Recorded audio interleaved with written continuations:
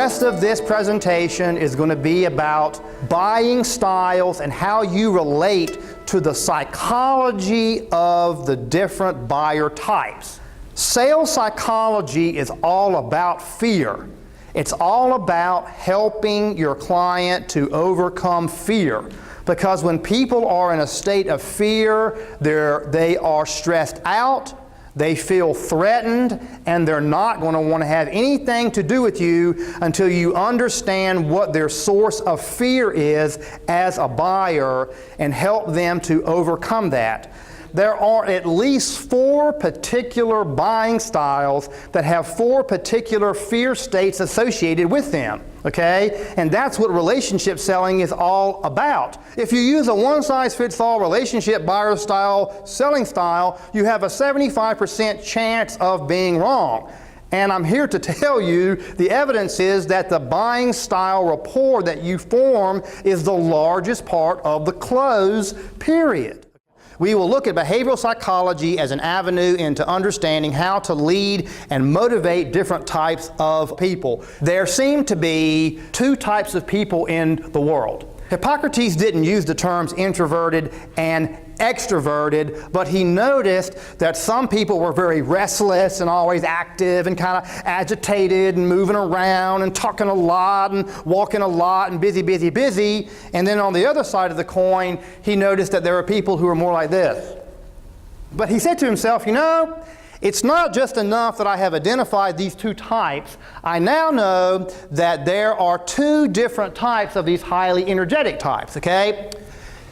He called them, these are the actual words that Hippocrates used, he called type number 1 of the energetic type, he called those the choleric type, you know, the warrior types. And he's like, oh, you know, they want to beat people up, they always want to go to war. Today, we know those types as the CEO types or the highly driven type, all right?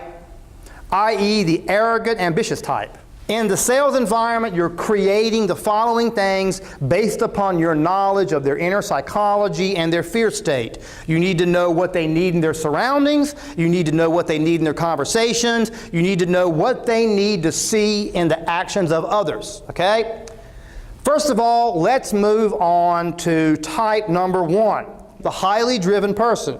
They live in a constant state of fear of being taken advantage of. Introvert type number 2, which is the person that we spend most of our time dealing with, the highly conscious and critical corporate buyer type.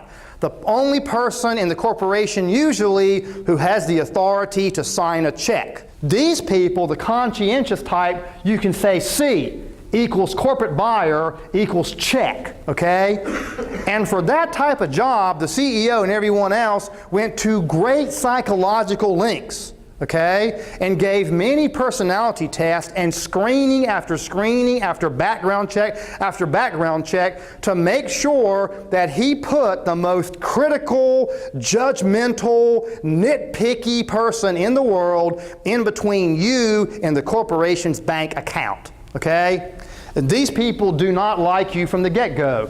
It is their natural inclination is to hate you. So everything that you do is a process of making that person feel, no, wait a minute, I'm just like you. I know that you've never seen a salesperson like that. I'm not interested in closing right now. As a matter of fact, I'm really not interested in closing of the next 4 or 5 meetings. Only then if we're all on the same page and feel really good about it, do I even want to talk about closing. To which they'll say, whew, finally, I have met someone who knows what's going on. Understanding these relationship points is the point of successful people who always seem to be those people who not only understand themselves but are able to create friends and allies by relating to the psychological fear-based triggers of the people that they meet with.